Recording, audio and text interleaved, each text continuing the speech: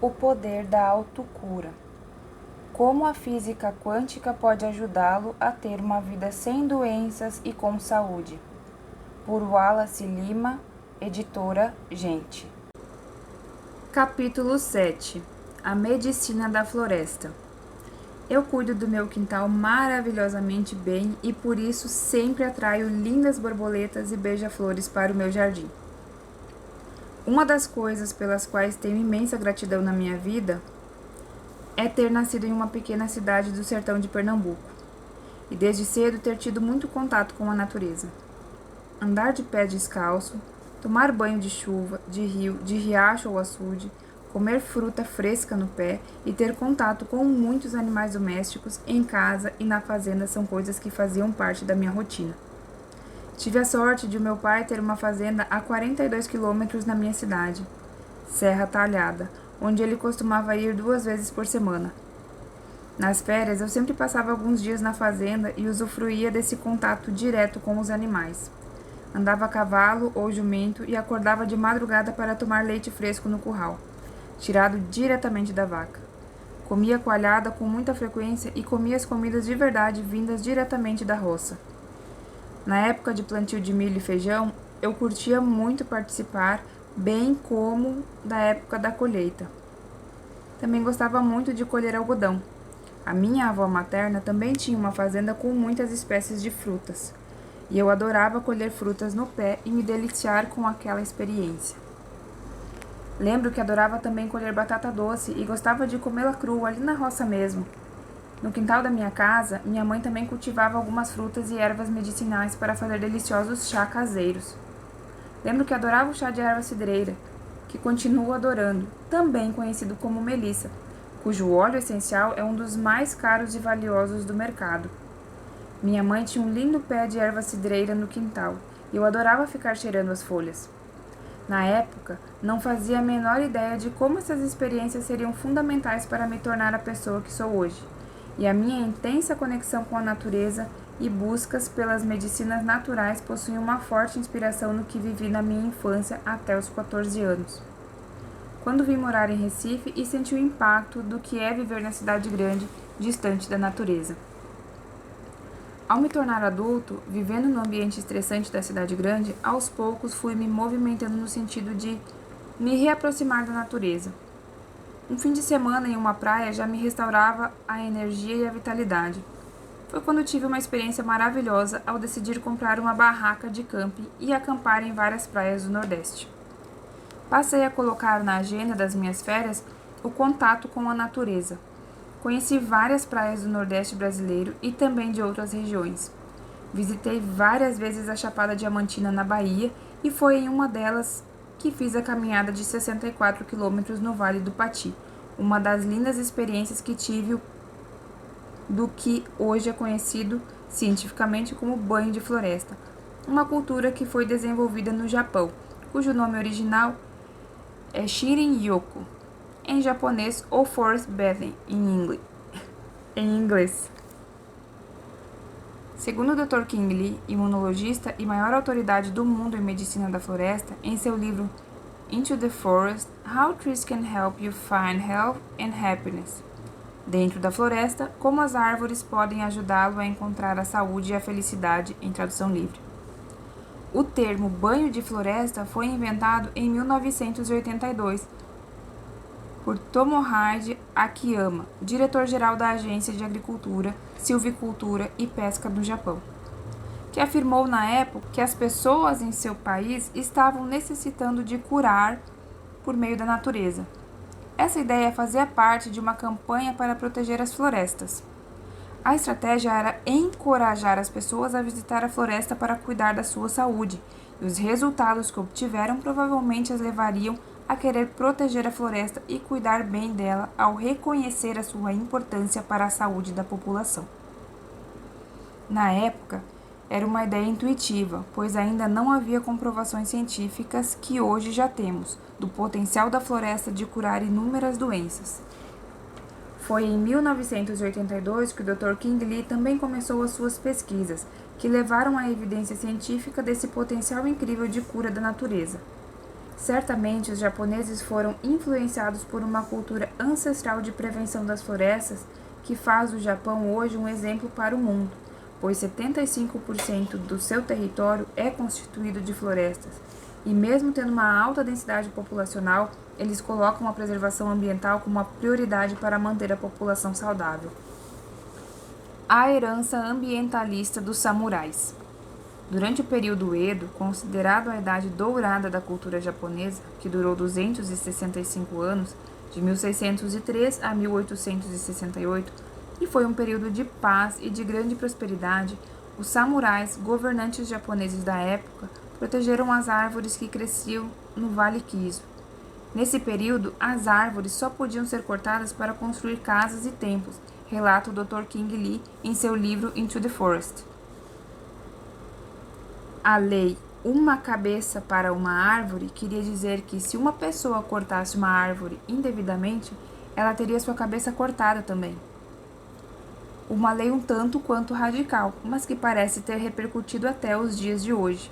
Haja vista esse trabalho pioneiro do banho de floresta que levou ao desenvolvimento da medicina da floresta, cujas pesquisas se espalham pelo mundo inteiro e podem não só contribuir com o senso de prevenção das florestas, mas também com o aumento das células de defesa do nosso sistema imune, que ajudam a melhorar o humor, aumentar os níveis de energia e disposição, ter mais clareza mental e foco, prevenir e combater inúmeras doenças crônicas como diabetes, depressão, hipertensão, câncer, síndrome de burnout, entre outras, além de reduzir o cortisol, que é o hormônio do estresse.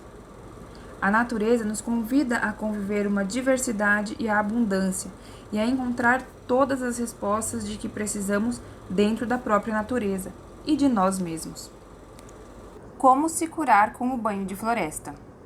Todas as pessoas que já tiveram um contato mais próximo com a natureza já sentiram a experiência de bem-estar e de liberação do estresse, sabem que quanto mais tempo, maiores são os efeitos, seja em praias, cachoeiras e florestas, ou até mesmo em parques dentro das cidades, nos quais podemos ouvir o canto dos pássaros, sentir o aroma das flores e desfrutar da generosa sombra de uma árvore.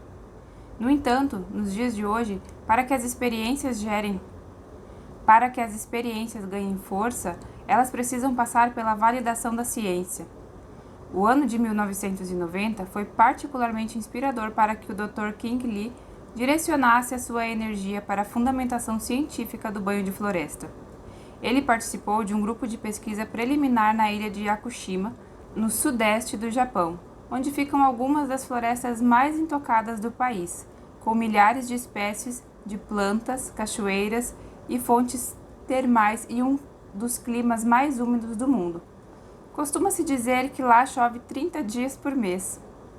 As florestas da ilha têm uma beleza considerada sobrenatural, em que você sente como se estivesse no início dos tempos, conta o Dr. King Lee. E foi nesse ambiente extraordinário que ele se convenceu de que o banho de floresta é absolutamente essencial para a saúde humana. Ele revela que aquela fascinante e inspiradora visita à ilha de Yakushima teve um importante impacto em toda a sua vida e em seus futuros estudos. Foi uma pesquisa preliminar que mostrou como caminhar na floresta melhora o humor e aumenta a energia, e trouxe uma pista clara de que, de fato, a floresta tem um impacto positivo direto na saúde e no bem-estar das pessoas. E foi só em 2004 que a investigação científica que relacionava a floresta com a saúde humana começou a ficar mais séria. Junto com várias agências governamentais e organizações acadêmicas do Japão, e ainda inspirado pelas experiências de Yakushima, o Dr. King Lee fundou o grupo de estudo de terapia da floresta com o objetivo claro de descobrir o que há nas árvores que nos faz sentir melhor. Foi quando, em 2005, ele foi para a cidade de Liyama, em uma região montanhosa que possui uma das florestas mais lindas e intactas do Japão, e levou com ele 12 homens de negócios saudáveis de meia idade para passar 3 dias realizando um experimento científico e avaliar os efeitos do banho de floresta. As condições extraordinárias do local foram ideais para as primeiras constatações científicas que ele precisava. O Dr. King Lee pôde comprovar cientificamente pela primeira vez que o banho de floresta contribui diretamente para os seguintes resultados: 1. Fortalecer o sistema imune. 2. Aumentar a energia. 3. Reduzir a ansiedade, a depressão e a raiva. 4. Reduzir o estresse e provocar um estado de relaxamento. Ele fez um estudo particular sobre o impacto do hormônio do estresse, cortisol, que é responsável pela sensação de luta e fuga, estado em que a pessoa se sente como se diante de um perigo em que tem que lutar ou fugir para sobreviver, e que mantém o sistema nervoso simpático em constante estado de ativação, desencadeando inúmeros problemas de saúde. Após a experiência, Dr. King Lee pôde comprovar que o banho de floresta reduz os hormônios do estresse, cortisol e adrenalina, suprime o sistema nervoso simpático, saindo do estado de luta e fuga, ativa o sistema nervoso parasimpático, que proporciona o estado de relaxamento e recuperação, bem como reduz a pressão sanguínea e aumenta a variabilidade do ritmo cardíaco, que, segundo as pesquisas do Instituto HeartMath na Califórnia, está associado ao estado de coerência cardíaca, que é um estado extremamente favorável que contribui para uma boa saúde e bem-estar. Com base nesses resultados, em abril de 2006, a floresta de Liyama tornou-se o primeiro lugar do Japão a receber a certificação de terapia da floresta. O poder da cura verde da floresta de Liyama fora definitivamente comprovado cientificamente. De acordo com o Dr. King Lee, em 2018 já havia 62 localidades no Japão com certificação de terapia da floresta, e todas elas tiveram comprovação científica de que possuíam particularidades saudáveis, o que tem levado entre 2,5 a 5 milhões de pessoas por ano a fazer caminhadas nas trilhas das florestas, tornando o Japão um exemplo para o mundo. O banho de floresta tem se tornado uma prática padrão, que se fortalece a cada dia no Japão e graças à qual as pessoas estão transformando a habilidade de gerenciar o estresse e cuidar da sua saúde em uma cultura de bem-estar com a ajuda das tecnologias da natureza, que, em sua exuberância e diversidade, está nos ensinando o caminho da cura. Certa vez, quando era presidente de uma sociedade de educação, a Escola e Cursos Panorama, em Recife, estava me sentindo esgotado e estressado com tantas demandas. Aproveitei as férias escolares e me mandei para a Chapada Diamantina. E após uma semana de caminhada, banhos de cachoeira, comida saudável e ar puro, voltei completamente renovado, bem-humorado e disposto. Lembro que as pessoas mais próximas da minha família chegaram a perceber e a comentar sobre como eu estava bem e como alto astral eu tinha. Se eu tivesse esse conhecimento na época, eu diria: é simples, eu apenas tomei um banho de floresta completo, com tudo o que eu tinha direito. Além da Chapada Diamantina, tomei outros magníficos banhos de floresta na Chapada dos Veadeiros, em Goiás, na Chapada dos Guimarães, no Mato Grosso, na Chapada das Mesas, no Maranhão e na Floresta Amazônica. Isso sem falar das minhas caminhadas pelo sertão. Uma das experiências mais incríveis de banho de floresta que vivi foi em uma viagem que fiz ao Amazonas e na qual decidi conhecer um hotel que fica dentro da floresta, no rio Ariaú, um dos braços do Rio Negro. Na época, esse hotel era um dos meus sonhos de consumo, mas eu não tinha conseguido fazer a reserva antes de viajar. Chegando a Manaus, fiquei hospedado na casa de um amigo da minha irmã Edilene, que coincidentemente conhecia uma pessoa do hotel e conseguiu um quarto para mim e minha esposa Giane Duarte. Foi uma experiência deslumbrante. No hotel tinha um caboclo nativo do Amazonas, um senhor dono de sabedoria ancestral que já na noite em que chegamos nos convidou para um passeio de barco e nos surpreendeu ao desligar o motor, se agachar e arrastar das águas um jacaré. Tomamos um belo susto e, ao mesmo tempo, achei aquilo notável. No outro dia, acordamos às 4 horas da manhã e fomos de barco a um local para ver o boto cor-de-rosa, experiência que foi fascinante também. Fizemos um longo passeio de barco pelo rio e, na volta, ele parou em uma área da mata inundada e começou a fazer uns sons, prontamente respondidos por um grande jacaré que habitava aquela região e que durante alguns minutos estabeleceu um diálogo com ele. Fiquei fascinado com a sua capacidade de falar a língua dos animais e me sentia seguro com ele ali dentro da floresta. Em outro dia, ele me convidou para um passeio noturno em um barquinho rústico por dentro da mata inundada. Ele pretendia caçar patos selvagens e eu de pronto aceitei o convite. Ele não encontrou nenhum pato selvagem, o que até achei bom, mas possivelmente eu tomei nessa noite, o banho de floresta mais extasiante da minha vida. Foram mais de 2 horas vagueando por dentro da mata inundada, pois estávamos no período das cheias, e a mata fica toda dentro da água naquela região. Eu o acompanhei pegando peixes com um fino arpão com uma habilidade indescritível.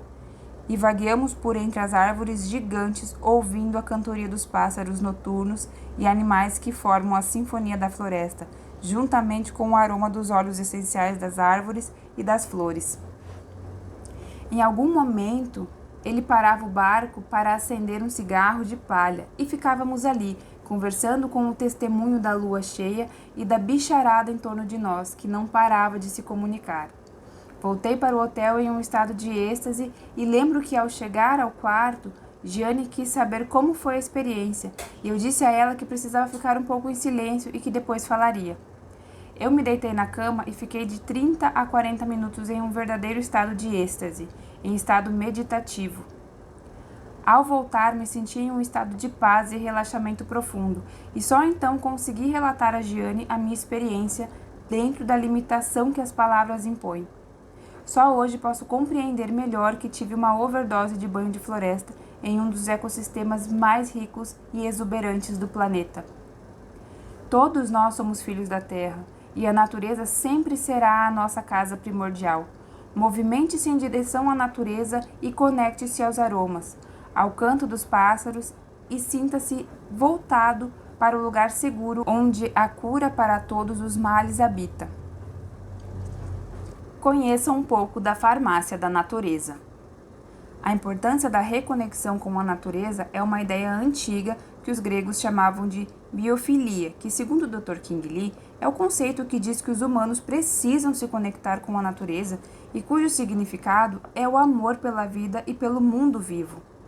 Esse conceito foi popularizado pelo biólogo americano E.O. Wilson em 1984.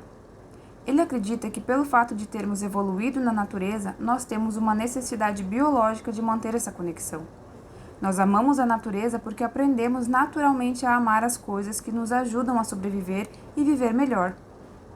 Nós nos sentimos confortáveis na natureza porque é onde vivemos a maior parte do tempo das nossas vidas na Terra. Nós estamos geneticamente determinados a amar a natureza. Isso faz parte do nosso DNA. E essa afinidade e proximidade são fundamentais para a nossa saúde e qualidade de vida. Wilson afirma que nossa existência depende dessa propensão. Nosso espírito é guiado por isso, e a esperança cresce nessa direção. Nós estamos programados para nos afiliarmos com o mundo natural, e assim como nossa saúde melhora quando estamos em contato com a natureza, também piora quando nos distanciamos dela. Segundo Wilson, a destruição da natureza, como infelizmente já vem acontecendo, é a loucura menos provável de ser perdoada por nossos descendentes. O biólogo austríaco Clemens G. Arwey aprofunda essa questão em seu livro The Biophilia Effect: A Scientific and Spiritual Exploration of the Earth, Bond Between Humans and Nature. Em tradução livre, o efeito biofilia, uma exploração científica e espiritual do elo de cura entre os humanos e a natureza, em tradução livre. Eu vou apresentar agora algumas das conclusões do Dr. King Lee com base nas pesquisas científicas feitas por ele e por outros pesquisadores para que você tenha mais clareza sobre o efeito biofilia e de como você pode iniciar o quanto antes o seu mergulho na natureza para se curar de todos os males, melhorar o seu humor e dormir melhor, entre tantas outras possibilidades de trazer mais qualidade e saúde para a sua vida. Você sabia que o banho de floresta pode melhorar incrivelmente a qualidade e o tempo do seu sono por reduzir o estresse? O Dr. King Lee revela que entre 30% a 40% dos homens trabalhadores se queixam de que não dormem direito devido ao estresse, e 40% revelam que dormem menos de 6 horas por dia, bem abaixo das 8 horas recomendadas para se ter um sono reparador. A durabilidade do sono é fundamental para que o nosso cérebro funcione bem, assim como os nossos sistemas endócrino e imune. A má qualidade do sono está associada a inúmeros problemas de saúde, como as doenças cardiovasculares, renais, diabetes e hipertensão, entre tantas outras, incluindo o AVC. O Dr. King Lee tinha curiosidade de investigar como o Sharin-yoku, ou banho de floresta, poderia influenciar na melhoria do sono. Ao reunir aqueles 12 executivos, homens de meia idade que mencionei anteriormente e que passavam o dia trancados em seus escritórios em Tóquio, ele tinha o público ideal para sua pesquisa. Os participantes caminhavam 2 horas pela manhã e 2 horas à tarde em diferentes florestas, o equivalente a 2,5 quilômetros de caminhada, que é similar ao que caminhavam diariamente em um dia normal de trabalho. Ele usou tecnologia de ponta que possibilitou avaliar cada detalhe em relação à qualidade do sono desses executivos. Antes das experiências, esses homens dormiam em média 6,3 horas por noite. Nas noites durante a viagem, esse número subiu para 7,5 horas e uma noite após o término da viagem, 6,83 horas, mostrando um aumento significativo do tempo de sono durante as noites que dormiram na floresta. Eles ganharam 1 hora e 19 minutos de sono na floresta de 27 minutos do dia seguinte ao banho de floresta.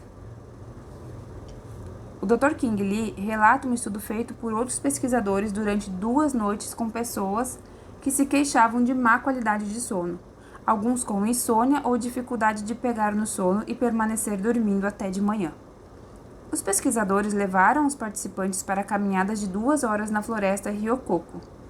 As medições foram feitas durante as 2 noites, e as comparações também foram feitas levando em conta as pessoas que caminhavam à tarde e as que caminhavam de manhã.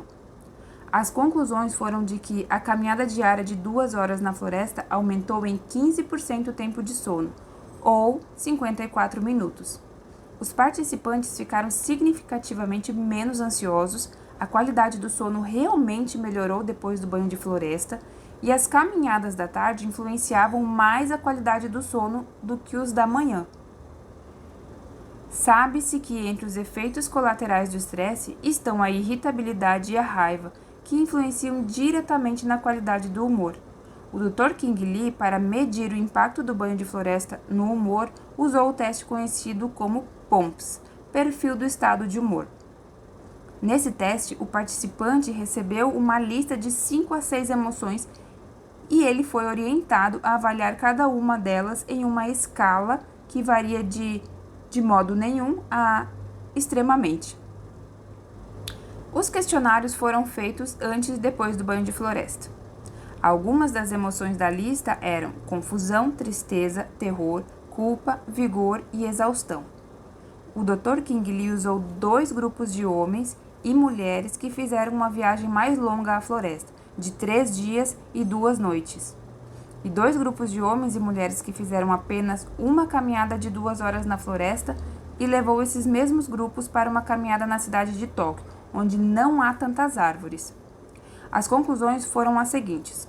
Embora a caminhada seja na floresta ou na cidade, reduza os índices de ansiedade, depressão, raiva e confusão, foi só na floresta que as pessoas se sentiram menos fatigadas e com mais vigor. Outro dado é que tanto uma caminhada longa na floresta como uma caminhada de 2 horas surtem o mesmo efeito nos índices do teste POMS. Ou seja, se você conseguir caminhar 2 horas por mês em um contato com a natureza, isso irá impactar sua vida positivamente em vários níveis. Um outro aspecto é que o humor das mulheres parece ser mais influenciado pelo banho de floresta do que o dos homens. Os níveis dos hormônios de estresse continuam mais baixos nas mulheres, mesmo após o banho de floresta. Banho de floresta e o sistema imune. O nosso sistema imune equivale ao nosso exército de defesa contra vírus, bactérias e tumores. Hoje, Sabe-se que o estresse é uma das principais causas da fragilidade do sistema imune e que leva as pessoas a adoecerem. Uma das maneiras de checar nosso sistema imune é observar a atividade das células conhecidas como natural killers, assassinas naturais, que são um tipo de glóbulo branco capaz de atacar e matar células indesejáveis, como as já citadas no início deste parágrafo. Por exemplo, elas contribuem para o aumento das proteínas anticâncer, perforina, granulizina e granzima. As pessoas com alta atividade nas células natural killers, NK, têm uma pequena incidência de doenças, como câncer, por exemplo. No primeiro estudo feito pelo Dr. King Lee, em Liyama, ele detectou as seguintes mudanças com relação às células NK. A atividade das células NK subiu de 17,3% para 26,5%, o que equivale a um aumento de 53,2%. A quantidade das células NK foi de 440 para 661, o que equivale a um aumento de 50%. A presença da proteína anticâncer granulizina aumentou em 48%. A proteína granzima A aumentou em 39%, da granzima B em 33% e da perforina em 28%. Mas além do incrível aumento da atividade e da quantidade dessas células, o que foi notável é que esse aumento se manteve ao longo de 30 dias. Isso significa que se você tomar um banho de floresta uma vez por mês, com uma caminhada de pelo menos 2 horas, você manterá suas células NK em alta atividade e seu exército de defesa muito mais fortalecido. O Dr. King Lee, compreendendo o alto efeito anticâncer da floresta, observou, no Japão, a relação que havia com o número de mortes devido ao câncer e chegou à conclusão de que as pessoas que vivem em áreas com poucas árvores não apenas possuem maiores níveis de estresse, mas também vivem em regiões com taxas de mortalidade mais altas do que as pessoas que moram em localidades que possuem muitas árvores. O incrível poder das árvores. A pergunta que não queria calar era: de onde vem esse poder das árvores da floresta de promover tantos benefícios à saúde humana? Segundo o Dr. King Lee, demorou um longo tempo para ele descobrir que a resposta está na comunicação química entre as plantas, que se dá por meio dos fitocidas, que são os óleos naturais liberados pelas plantas e que fazem parte do sistema de defesa delas. As árvores liberam os fitocidas para se proteger de bactérias, insetos e fungos. Além disso, eles também fazem parte da linguagem das plantas. É por meio deles que elas se comunicam. Os principais componentes dos fitocidas são os terpenos, que compõem a maioria dos óleos essenciais. No livro The Biophily Effect, Clemens Harvey cita Willem Polland, professor de Química Orgânica da Universidade de Karlsruhe, que diz que as plantas podem enviar e trocar incrivelmente complexas informações usando fragrâncias. Nós esperamos poder decodificar essa linguagem. Clemens também cita a bióloga suíça Floriane Koechlin, durante uma entrevista em que fala da comunicação entre as plantas. Por enquanto, nós conhecemos 2.000 palavras fragrâncias de 900 famílias de plantas. Palavras fragrâncias são os óleos essenciais liberados pelas plantas, ou seja, a sua linguagem em forma de aromas. Nós podemos esperar que a ciência venha a decodificar incontáveis palavras fragrâncias de outras inúmeras plantas. A maioria das palavras faladas pelas plantas pertencem aos terpenos, que é um grande grupo de componentes de plantas secundárias com quase 40.000 representantes que cumprem numerosas e diferentes funções. Eu fico imaginando a farmácia do futuro em que cada pessoa poderá ter em casa óleos essenciais que atuem em todas as áreas da nossa saúde. Hoje, eu já tenho a minha farmácia de óleos essenciais e, à medida que estudo as novas funções, vou fazendo as minhas experiências. No momento em que estou escrevendo esse livro, já faz mais de 1 ano que não uso shampoo nem condicionador. Uso um mix de óleos essenciais que tem como base alecrim, lavanda, hortelã-pimenta e óleo de coco extra virgem e funciona maravilhosamente bem. Perfumes industrializados já não sinto mais necessidade de usar, e fiz a minha primeira fórmula de perfume com óleos essenciais, que estou adorando. E as pessoas para quem já mostrei adoram também. Além disso, já comecei a testar fórmulas de desodorantes e já uso um mix de óleos essenciais para a pele do rosto e olheiras, que complemento com aloe vera, que é a única coisa que uso na pele há muitos anos. A minha intenção é substituir todos os cosméticos e produtos de limpeza por fórmulas com óleos essenciais e trazer cada vez mais a natureza para dentro de casa. Assim, nós poderemos usar as poderosas estratégias das árvores por meio dos terpenos a nosso favor e a comunhão com a natureza. Clemens relata que os terpenos que são encontrados nos óleos essenciais podem até ser vistos às vezes. Recomendo que busque orientação de um terapeuta em óleos essenciais para usar da forma correta. Alguns óleos devem ser evitados por grávidas e crianças, outros devem ser evitados de se colocar na pele, se for haver contato com o sol, por exemplo. Nos dias muito quentes, é possível ver uma neblina sobre as árvores que consiste de terpenos e cria um campo de proteção contra a ação dos raios solares que incidem diretamente nas árvores. Lindo isso, não? Eu me pego pensando em que inteligência rege ações como essas, de levar uma substância fabricada pelas próprias árvores a atuar como um protetor solar. De fato, os terpenos são a linguagem das plantas, e decifrar essa linguagem é decifrar os mistérios da natureza insondável. É descobrir como, através de bilhões de anos de evolução, a floresta se transformou em um ecossistema exemplar, autossustentável, em que a comunicação entre as plantas, os animais e os micróbios atinge o estado da arte. Quando a humanidade conseguir acessar essa inteligência em sua essência, veremos que precisamos cada vez mais ser parceiros da natureza e dos seus planos evolutivos, entre eles o de nos curar com as suas essências oriundas dos terpenos.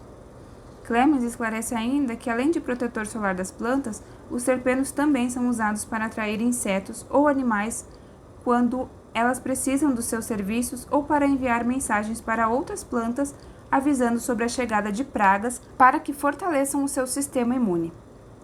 Elas também produzem toxinas para matar pragas ou simplesmente para produzir um gosto ruim para dissuadir os predadores de se alimentarem delas. Os cogumelos também usam terpenos para se comunicar, assim eles podem mostrar aos seus o caminho para encontrar o parceiro adequado. Clemens reflete sobre este extraordinário poder de comunicação das plantas que remete à inteligência da natureza em ação, algo similar ao que Hildegard von Bingen, citada por ele, chamou de poder verde. Mas os biólogos também descobriram outra forma muito interessante de comunicação entre as plantas, que se dá a partir da emissão de sons entre as raízes que permitem pequenos cliques. Esses sinais bioacústicos estão sendo decodificados e é possível que sirvam não só para se comunicar entre elas, mas também com outros fungos que habitam suas raízes e outras partes das árvores e que possuem uma relação simbiótica muito interessante com elas, que vamos abordar em outro momento.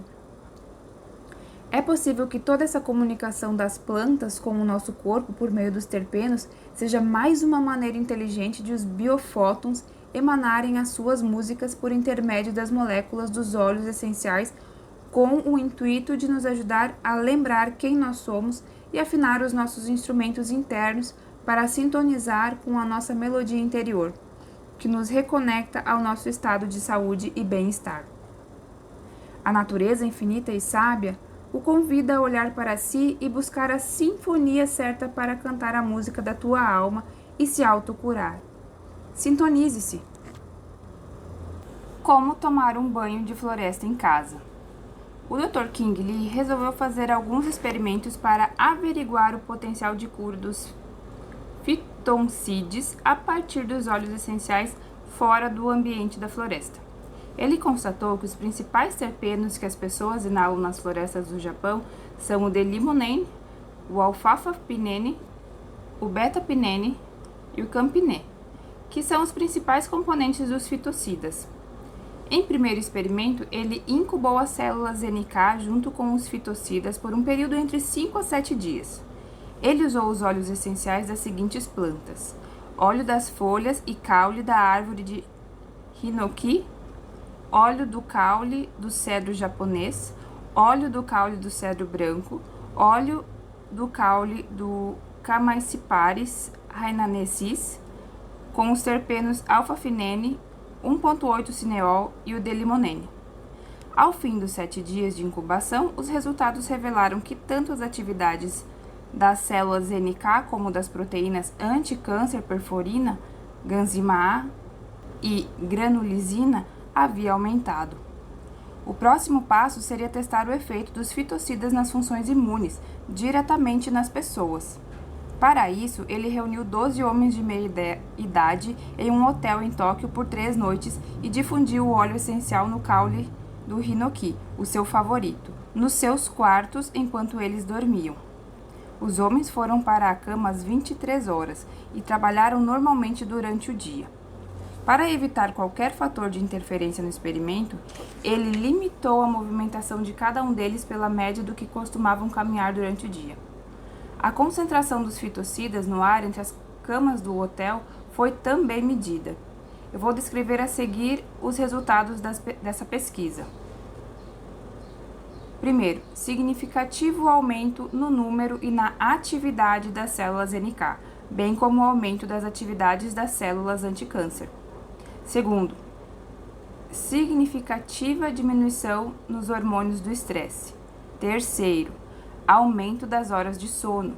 Quarto, diminuição dos índices de tensão e ansiedade, de raiva e hostilidade e fadiga e confusão. Outros pesquisadores também conseguiram mostrar os seguintes efeitos do Phytoncides: estímulo do humor agradável, significativa diminuição da pressão sanguínea e do ritmo cardíaco, aumento da variabilidade do ritmo cardíaco e supressão da atividade do sistema nervoso simpático e aumento da atividade do parasimpático, proporcionando o equilíbrio do sistema nervoso e levando a pessoa a se sentir confortável e relaxada. O Dr. King Lee comenta que um estudo realizado na Mayo University, no Japão, mostrou que as fragrâncias cítricas contêm os terpenos de limonene, que são mais efetivos do que os antidepressivos para melhorar o humor em pacientes com desordens relacionadas à saúde mental. Isso aponta um novo caminho que os médicos poderão utilizar com seus pacientes em vez de usar apenas os antidepressivos sintéticos com seus danosos efeitos colaterais e altos índices de dependência. Outro exemplo citado pelo Dr. King Lee é o de 2 enfermeiras que trabalhavam no departamento de emergência do Centro Médico da Universidade de Vanderbilt, na cidade de Nashville, nos Estados Unidos. Ambas já utilizavam óleos essenciais em casa para gerenciar o estresse e reduzir a exaustão, e decidiram replicar a experiência no centro médico para ver o que acontecia. Tudo foi feito dentro das normas, e um comitê de bem-estar foi configurado para aprovar o estudo e garantir que o experimento cumpriria as normas hospitalares e não iria interferir no padrão de cuidado que os pacientes esperavam. Os resultados da experiência foram impactantes. Antes do uso dos óleos essenciais, 41% da equipe sentia-se estressada no trabalho. Após a difusão dos óleos essenciais no departamento, esse número caiu drasticamente para 3%. Antes do experimento, apenas 13% da equipe sentia-se capacitada para lidar com situações estressantes. Após o experimento, esse número mais do que quadruplicou, atingindo 58%. No que diz respeito aos níveis de energia e disposição da equipe, houve um salto de 33% para 77%. Ao final do estudo, 88% da equipe concordou fortemente que a difusão dos óleos essenciais contribuiu diretamente para um ambiente de trabalho mais positivo. O Comitê de Bem-Estar listou 68 hospitais e outras instituições dos Estados Unidos que já fazem uso dos óleos essenciais e notou que o Harris Methodist Fort Worth Hospital, no Texas, usa 33 tipos diferentes de óleos essenciais distribuídos pela sua própria farmácia. As enfermeiras concluíram os estudos dizendo: Imagine as possibilidades se os óleos essenciais contribuem para esse tipo de impacto no ambiente de trabalho, até mesmo sendo capaz de mudar a percepção de alguém sobre os níveis de estresse e energia. Eu já uso óleos essenciais há muito tempo. Inclusive, nos períodos em que tinha crises de falta de ar, passei a fazer nebulização com hortelã-pimenta, eucalipto, glóbulos e 3 medicamentos homeopáticos, e os resultados eram fantásticos. O hortelã-pimenta e a lavanda eram os meus preferidos, e nos últimos anos passei a aprofundar os estudos sobre os óleos essenciais, o que tem me levado a conhecer novas essências e fazer uso delas diariamente. Em todas as minhas atividades hoje, eu faço uso de óleos essenciais, desde a hora que acordo até a hora de dormir. Também costumo dormir com infusor elétrico espalhando as essências pelo meu quarto. Há muito tempo que durmo muito bem. Tenho um sono reparador e muita energia para realizar as minhas atividades. Os cítricos, como a bergamota, grapefruit, limão siciliano e laranja doce, eu uso com frequência, bem como os óleos de olíbano e breu branco. Sou apaixonado pelos óleos de cedro Atlas e vetiver. Seus aromas me transportam para um estado de êxtase. Também adoro capim-limão, louro, cardamomo e manjericão. O alecrim, junto com o gengibre e hortelã-pimenta, impulsiona minha energia criativa, o foco e a mente alerta. Estou muito encantado com a propriedade terapêutica da copaíba desde que a minha amiga e pesquisadora Sheila Xenofonte compartilhou comigo alguns trabalhos científicos e recomendou o uso desse óleo, que também faz parte do meu arsenal quântico, responsável por tornar meu dia a dia recheado de informações da floresta a partir da grande variedade de óleos essenciais que tenho hoje, bem como as plantas naturais que cultivo no meu apartamento. Tenho tomado 1 gota de óleo de copaíba e 1 gota do de limão siciliano diariamente, dissolvidos em água para fortalecer ainda mais meu sistema imune em tempos de pandemia. De acordo com Sheila, é recomendável tomar por 21 dias, dando um intervalo de 7 dias e recomeçar novamente. A mesa na qual escrevo esse livro está cercada de elementos da natureza, como óleos essenciais, plantas e cristais. Consegui criar um ambiente enriquecido para escrever, e tem momentos em que brotam dentro de mim uma alegria profunda e um estado de êxtase em poder ser um canal para divulgar conhecimentos tão fantásticos, empoderadores e curativos. Eu estou certo de que você que está lendo esse livro também não está aqui por acaso e procura desfrutar desse conhecimento e colocá-lo em prática. Quando você tomar essa decisão, eu garanto a você, sua vida nunca mais será a mesma. E você passará a ser mais uma pessoa amiga das árvores, da floresta, dos animais, do planeta e, sobretudo, será seu melhor amigo, passando a cuidar de você com todo o carinho e cuidado que merece, aprendendo a se comunicar com as suas células e seus micróbios e celebrar todos os dias esse processo e inteligente ecossistema chamado você. Imagine viver em um mundo em que todos cooperam para o seu bem-estar e a sua evolução. Agora imagine que esse mundo já existe e que ele habita dentro de você e fora de você. E que o seu papel é fazer com que esses dois mundos se encontrem e você possa celebrar a vida com esperança, alegria, leveza, saúde e glória. Os micróbios na floresta. Se você já andou em uma mata, em uma floresta e sentiu o cheiro de terra, e se além disso andou de pés descalços dentro da mata ou até mesmo em um parque ou mexeu na terra com as mãos, é muito provável que você tenha entrado em contato com a Mycobacterium vaccae, que é uma bactéria inofensiva e que estudos científicos levam a crer que melhora nosso humor, aumenta nossa energia e nossa felicidade. O Dr. King Lee revela que os benefícios dessa bactéria foram descobertos quase que por acidente pela doutora Mary O'Brien, uma oncologista do Hospital Royal Marsden, em Londres. Ela estava conduzindo um experimento em pacientes com câncer de pulmão e resolveu injetar essa bactéria neles para ver se o sistema imune se fortalecia e ajudava a combater o câncer. Ela não chegou a provar essa possibilidade, mas fez uma inesperada descoberta. Uma injeção com essa bactéria aumentava significativamente a qualidade de vida dos pacientes, que relatavam ter sentimentos mais positivos e se sentir mais energizados, sentindo-se melhor em relação às suas funções cognitivas. Alguns anos depois, cientistas da Universidade de Bristol, no Reino Unido, injetaram essa bactéria em ratos. Eles tinham a intenção de descobrir por que é comum, quando as pessoas ficam doentes, também ficarem deprimidas. O que aconteceu com os ratos é que eles se comportaram como se estivessem sob o efeito de antidepressivos. Além disso, os cientistas também descobriram que os neurônios que foram ativados com a experiência estavam associados ao sistema imune, comprovando uma clara relação entre o sistema imune e nossas emoções.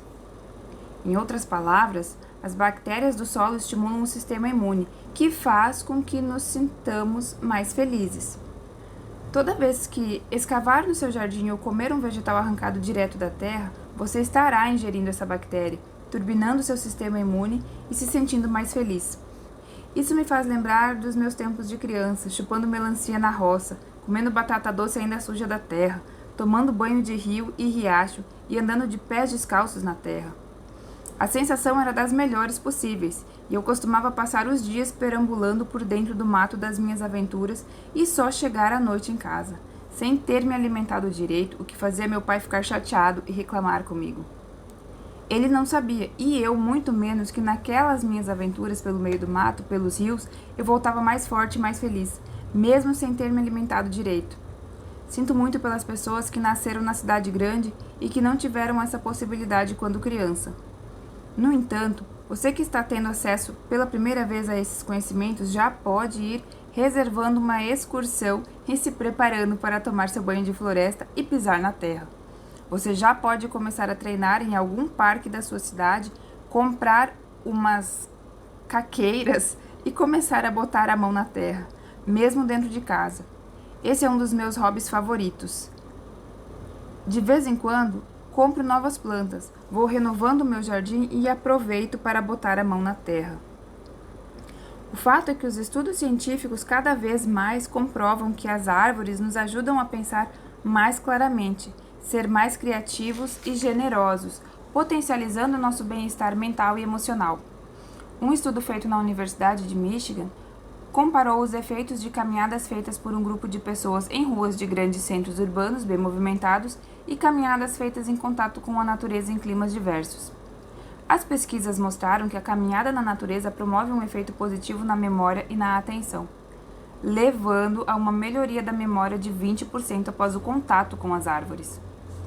Estudos feitos na Universidade de Stanford comprovam que caminhar em contato com as árvores e arbustos diminui a atividade neural na área do cérebro relacionada a doenças mentais, diminuindo o nível de pensamentos repetitivos negativos e promovendo a superação da angústia, da ansiedade e da depressão, além de aumentar o número de pensamentos positivos e melhorar o humor e a memória.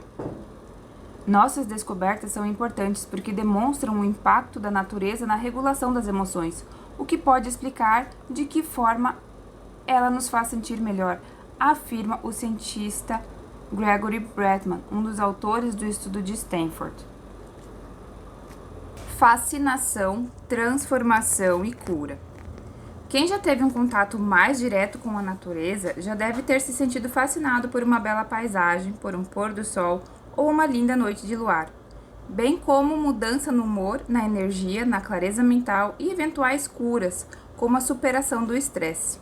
O Dr. King Lee relata que já há vários estudos que mostram que, quando nos conectamos com a natureza, lembramos que fazemos parte de algo maior do que nós mesmos, nos remetendo à dimensão espiritual da existência, que nos convida a um olhar mais profundo, cuidadoso e amoroso sobre nós mesmos.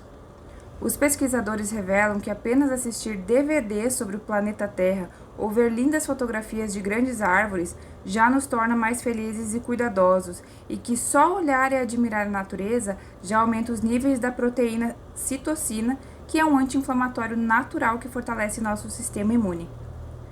Com um sistema imune fortalecido, nos tornamos mais saudáveis e mais felizes. Segundo o Dr. King Lee descobriu a partir da sua experiência com inúmeras pesquisas.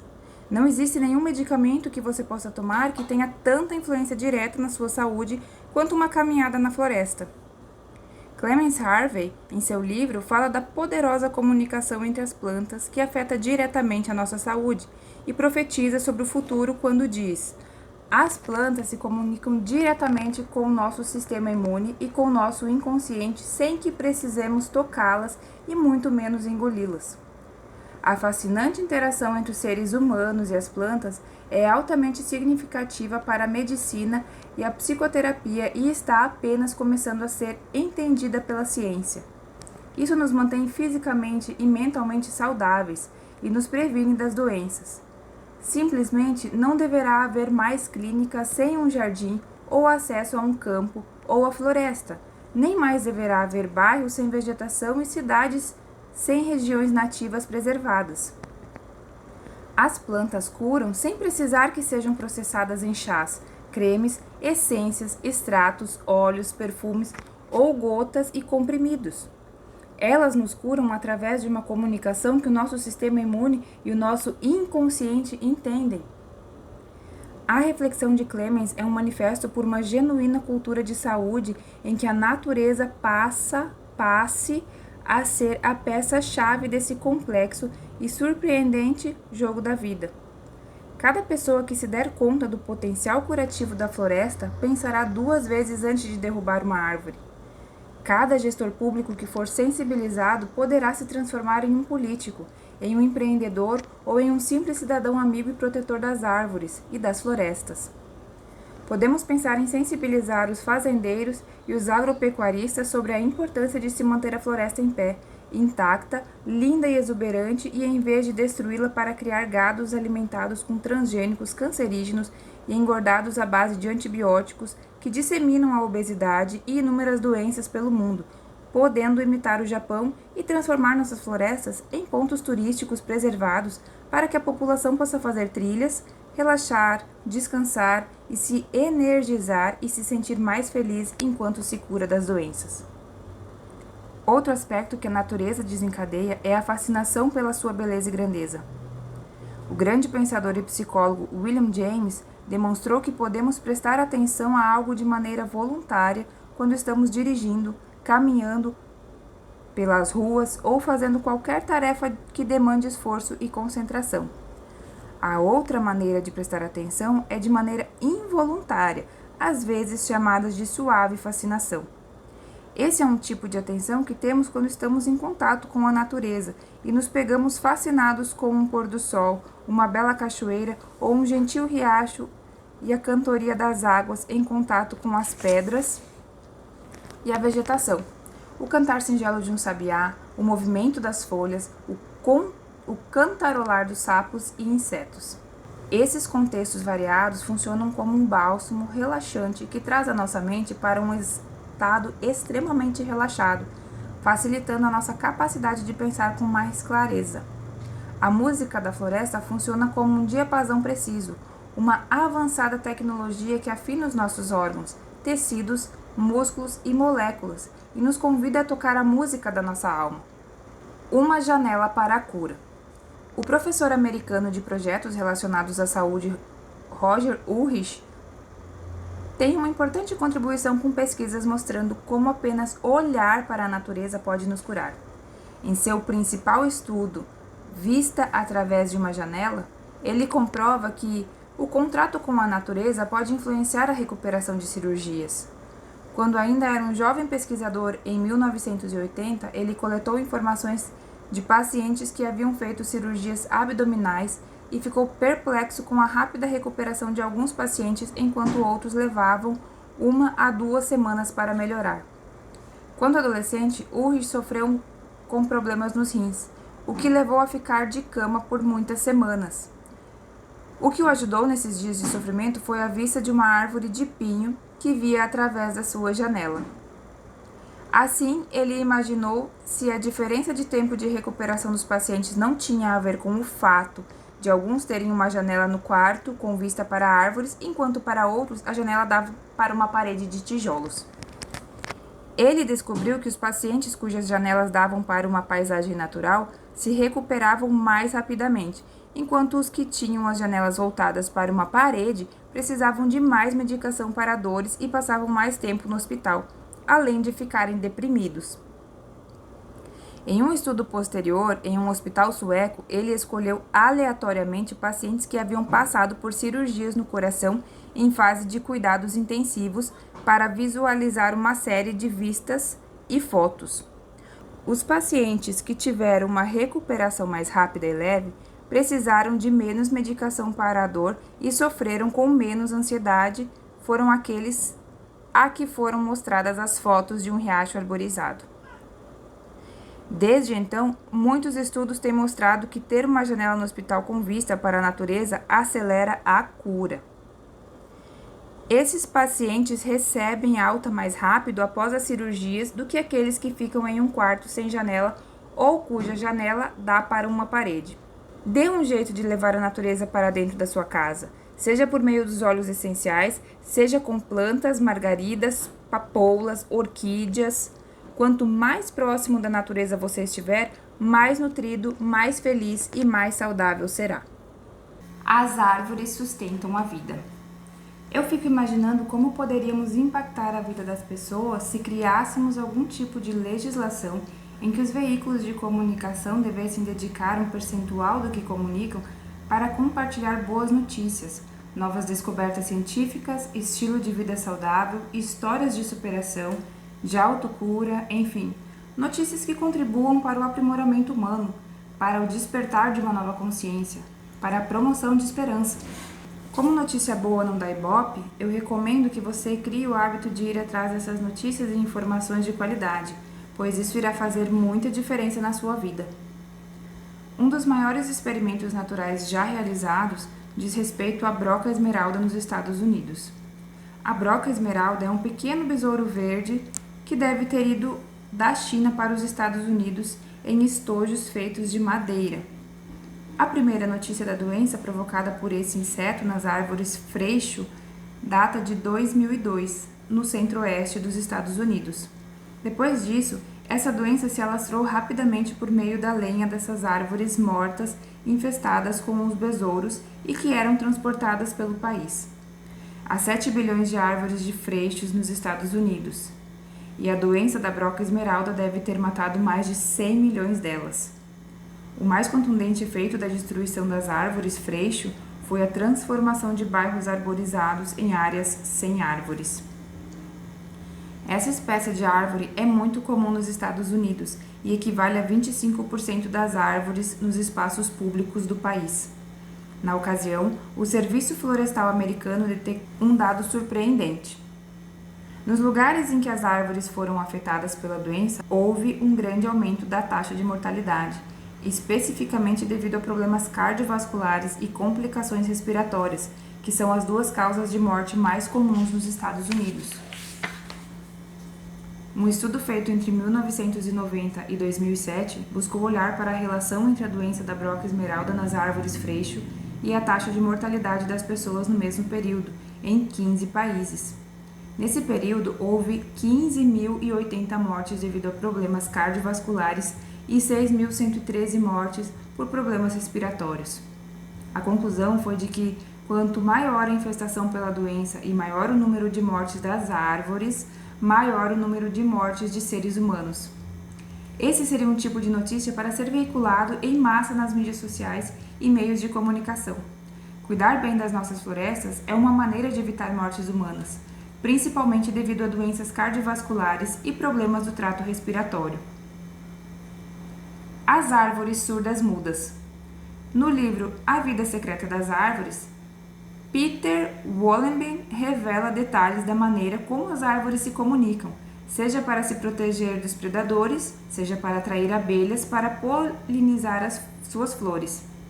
Ele também revela a incrível parceria das árvores com os fungos para ampliar a sua capacidade de se comunicar a longas distâncias de maneira eficaz, bem como a comunicação sonora entre as raízes, emitindo sons na frequência de 220 Hz que lembram pequenos estalos. Os cientistas já falam de uma banda larga da floresta, uma extraordinária rede de comunicação que envolve desde a emissão dos terpenos, como a de impulsos elétricos, substâncias tóxicas e sons, além de uma incrível parceria com os fungos que tudo indica é uma peça-chave para que a internet da floresta atinja grandes distâncias. Na ocasião em que estava revisando esse livro, o Globo Rural publicou uma interessante matéria sobre o título Entenda o que é a internet da floresta, respaldando o que estamos divulgando aqui. Há 40 anos, cientistas descobriram que uma espécie de acácia chamada Acacia tortilis, muito consumida por girafas, poucos minutos depois de ser atacada, libera toxinas para as demais folhas. Além disso, as acácias também liberam um tipo de gás, o etileno, que serve de sinal de alerta para as outras acácias de que um perigo se aproxima. E com isso, as acácias alertadas também liberam toxinas para se proteger. As girafas, já conhecendo a estratégia das acácias, buscam se deslocar contra o vento, o que dificulta a propagação do gás, ou se movimentar para lugares mais distantes da savana africana para encontrar acácias desavisadas. Segundo Peter, isso também acontece com outras espécies de árvores, como faias, abetos e carvalhos. Quando uma lagarta morde uma folha, essas espécies liberam sinais elétricos de velocidade de 1 cm por minuto para proteger as outras folhas. Essa velocidade é relativamente baixa comparada com a velocidade dos impulsos elétricos nos seres humanos, que se espalham em milissegundos. A comunicação também pode se dar de maneira mais rápida pelas raízes, alcançando a velocidade de 1 cm por segundo. As raízes chegam a ter o dobro de tamanho da copa das árvores, e mesmo as árvores mais solitárias se valem de uma gigantesca rede de fungos que funciona com uma rede de fibra óptica para transmitir os sinais entre elas. Peter Wohlleben explica que um único fungo pode se estender por muitos quilômetros quadrados e criar uma rede capaz de ligar florestas inteiras. Ele transmite sinais de uma árvore para outra e as ajuda a trocar notícias sobre insetos, secas e outros perigos. As pesquisas sobre quais e quantas informações são trocadas estão apenas no início, mas já se sabe que os fungos seguem uma estratégia calcada na intermediação e no equilíbrio, que às vezes põe em contato diferentes espécies de árvores, mesmo que sejam concorrentes. É lindo ver que um fungo é capaz de intermediar a comunicação entre as árvores com base na busca pelo equilíbrio e servem como exemplo para nós, seres humanos, que com tanta informação e conhecimento ainda somos os maiores ameaçadores a esse equilíbrio. Tudo indica que quando as árvores ficam enfraquecidas, elas não só perdem a sua capacidade de se defender e de se comunicar, como se tornam presas fáceis para os insetos.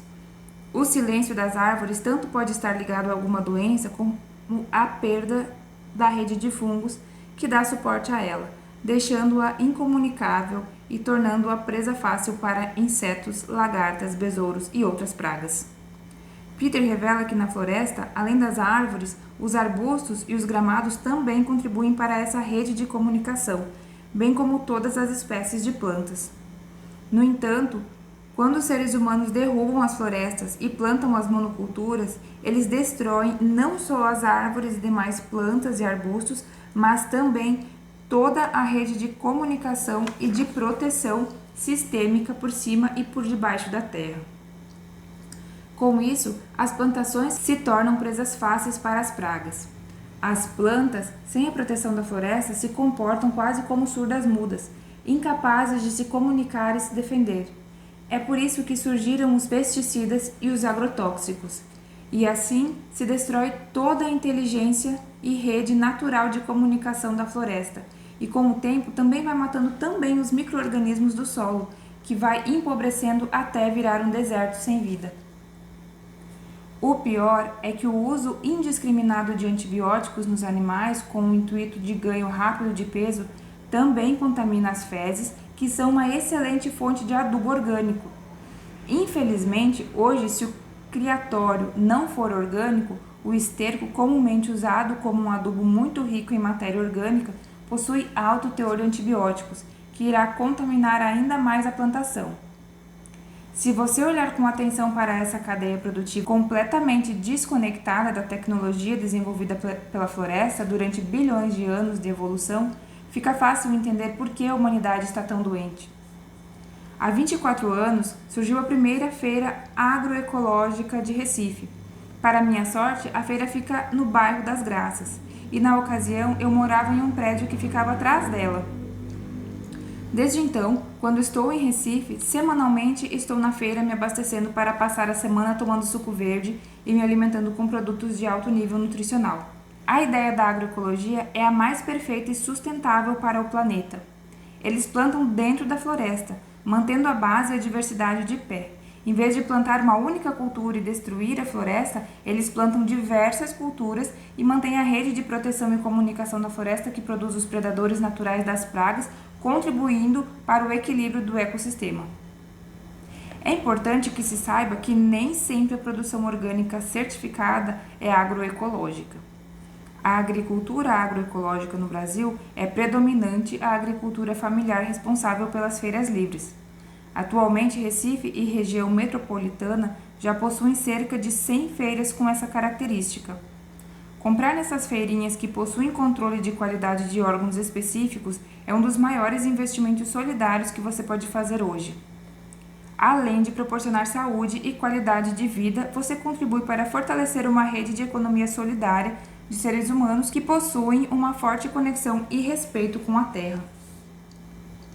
Quando eu fui presidente de uma sociedade de educação em Recife, criei uma feira de conhecimento em que um dos temas era a agroecologia. Levei um grupo de alunos para visitar o sítio do Jones, que era um dos feirantes e que fez uma transformação em um solo mal cuidado usando os princípios da agroecologia, que se transformou em referência mundial. Confesso que fiquei impressionado com a sabedoria do Jones falando da importância de cada árvore para manter o solo saudável e rico em nutrientes. Espero que a leitura desse livro possa te inspirar a ser amigo da terra, amigo dos micróbios e, sobretudo, amigo de si mesmo. O ser humano se distanciou tanto da natureza que parece que só resta a ele a opção de viver doente e dependente de medicamentos que o fazem ficar ainda mais doente. Até o fim desse livro, você terá um arsenal de possibilidades para cuidar melhor de si mesmo. Eu tomei a firme decisão de ser amigo da natureza, amigo dos micróbios, amigo das minhas células, amigo do meu corpo, amigo da vida que pulsa dentro de mim. A fonte da felicidade. Mais do que nunca, os conhecimentos que temos hoje apontam para uma necessidade urgente de maior proximidade com a natureza. Hoje, mais da metade das pessoas habita os grandes centros urbanos e cada vez mais a natureza se apresenta como um lugar de cura em todas as dimensões. Um estudo intensivo conduzido na Universidade de Exeter, no Reino Unido, descobriu que as pessoas que moram em lugares onde há áreas verdes são menos ansiosas e deprimidas e que os efeitos positivos das árvores para o bem-estar mental e emocional duram mais do que os efeitos provocados por um aumento de salário ou de um casamento, causando mais impacto na felicidade das pessoas. Outro estudo fez a associação entre a densidade das árvores e a qualidade de antidepressivos prescritos em Londres. A conclusão foi de que as pessoas que vivem em ruas com mais árvores tomam menos antidepressivos do que as que vivem em ruas com menos árvores. Em outro estudo, pesquisadores canadenses, australianos e americanos avaliaram o impacto da densidade das árvores na saúde das pessoas e concluíram que ter mais de 10 árvores em um quarteirão faz com que os residentes se sintam tão bem quanto se tivessem recebido um aumento de salário de $10.000 ou quanto se fosse 7 anos mais jovens.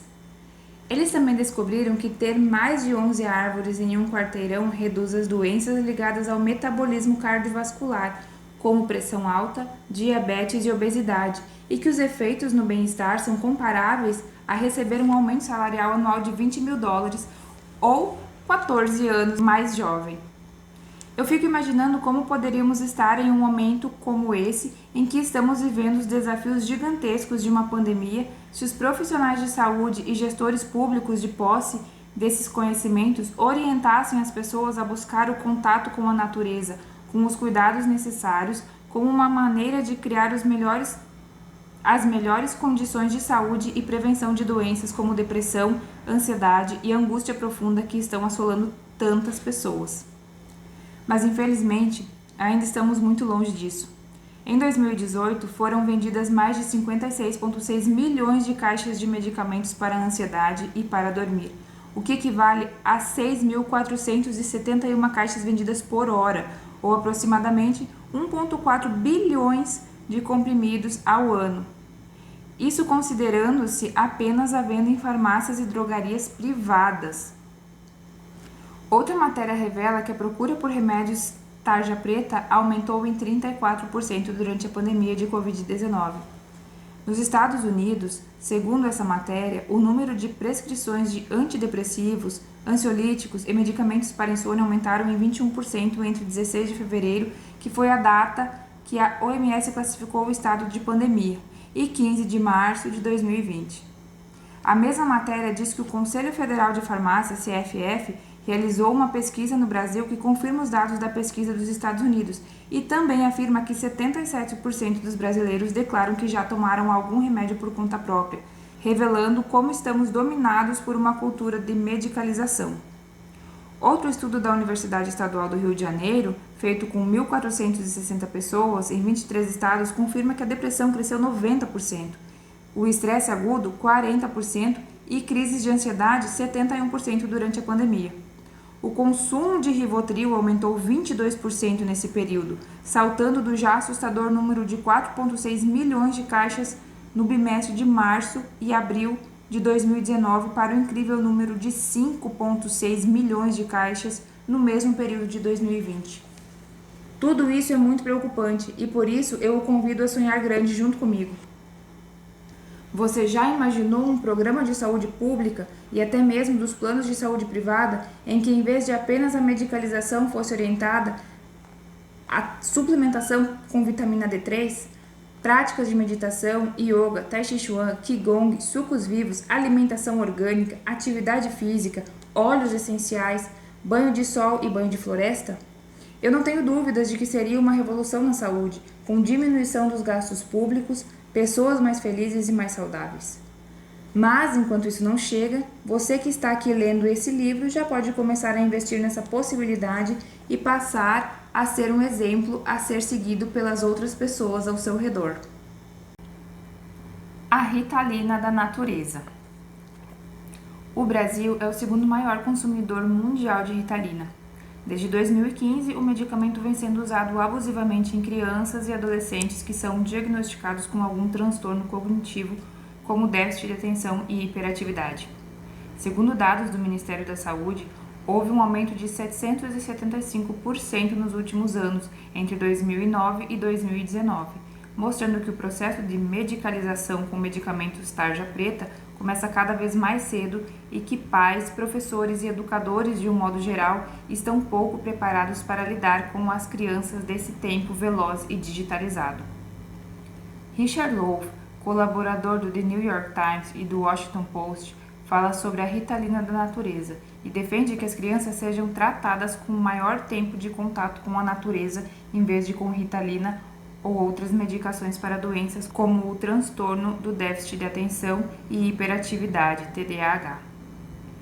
E mesmo para as crianças sem TDAH, o contato com a natureza melhora a atenção e a concentração. Clemens Arvai, em seu livro The Biophilia Effect, revela que o professor de Psicologia Ambiental da Universidade de Ciências Agrárias da Suécia, Patrick Graham, mostrou que as crianças que brincam em parques, no meio dos bosques e campos ou à margem de um pomar com árvores frutíferas demonstram melhor coordenação motora e significativa melhora na concentração em comparação com crianças que brincam em parques sem contato com a natureza. Por meio de inúmeros estudos, cientistas da Universidade de Illinois têm demonstrado que mesmo crianças sem problemas de déficit de atenção se beneficiam grandemente do contato com a natureza, melhorando sua atenção e sua concentração, e que os aspectos relacionados à fascinação pela natureza desempenham um importante papel. A habilidade de se comunicar também melhora quando as crianças mantêm contato regular com a natureza. Os cientistas também provaram que os sintomas de inquietação, hiperatividade e perda de concentração podem ser aliviados, mesmo em pacientes com TDAH. De acordo com Peter Wollemy, os cientistas da Universidade de Illinois fazem as seguintes recomendações aos pais que desejam melhorar a atenção e concentração dos seus filhos. Primeiro, motivar as crianças a brincar em lugares que tenham contato com a natureza. Segundo, motivar as crianças a brincar ao ar livre em ambientes verdes. Terceiro, ser o defensor do pátio escolar natural. Isso é muito importante para recuperar a habilidade de concentração das crianças. Quarto, plantar e cuidar de árvores e outras espécies de vegetação em sua casa.